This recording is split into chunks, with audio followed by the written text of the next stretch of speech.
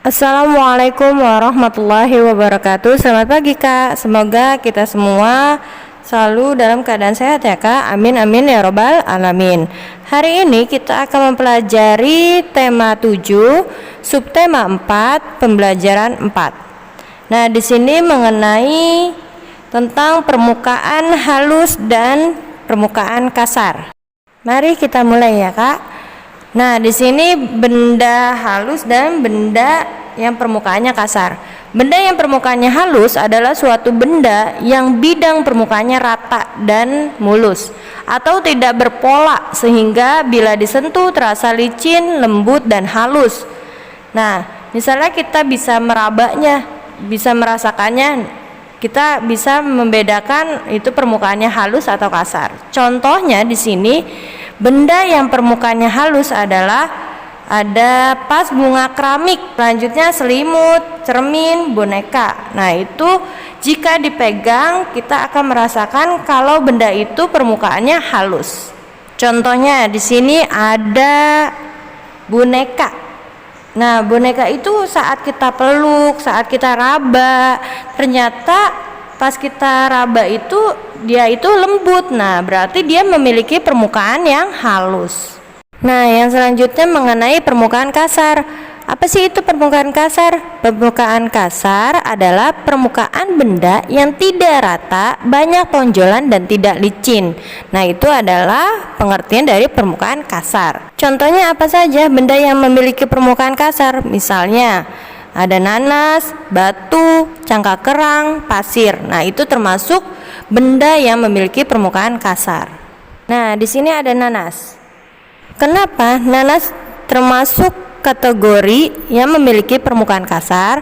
Karena nanas memiliki banyak tonjolan dan saat kita raba itu tidak rata atau tidak licin. Nah, itu termasuk kategori ke dalam permukaan yang kasar. Nah, di sini ada contoh soal di halaman 103. Yang pertama itu lengkapilah kalimat dengan kata yang tepat sesuai ciri-ciri benda pada gambar. Nah, di sini ada gambar boneka. Ini adalah boneka. Permukaannya sangat apa Kak? Sangat halus. Karena apa? Karena pas kita raba itu ternyata dia lembut. Nah, itu termasuk ke dalam permukaan yang halus. Benda ini berwarna merah muda atau pink. Nah, coba sekarang kakak perhatikan nomor 2. Tuliskan kalimat sesuai ciri-ciri benda berikut. Berarti nanti kakak buat kalimat ya Kak. Tapi sebelum membuat kalimat kakak harus tahu dulu ciri benda tersebut itu apa.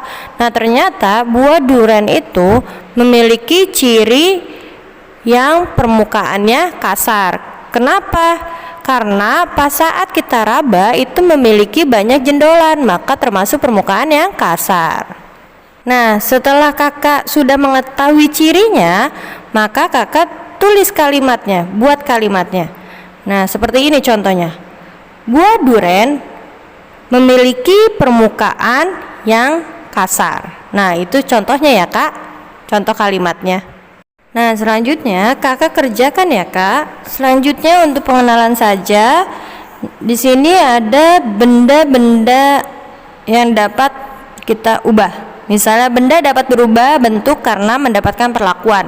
Contohnya di sini ada plastisin, berubah bentuk karena ditekan. Selanjutnya itu ada kertas, dapat berubah bentuk karena dilipat.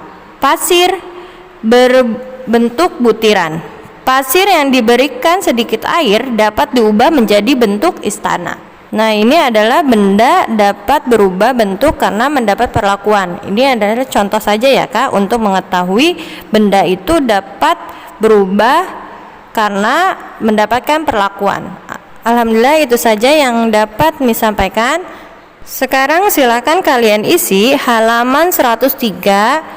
Selamat mengerjakan. Assalamualaikum warahmatullahi wabarakatuh. Semangat Kak.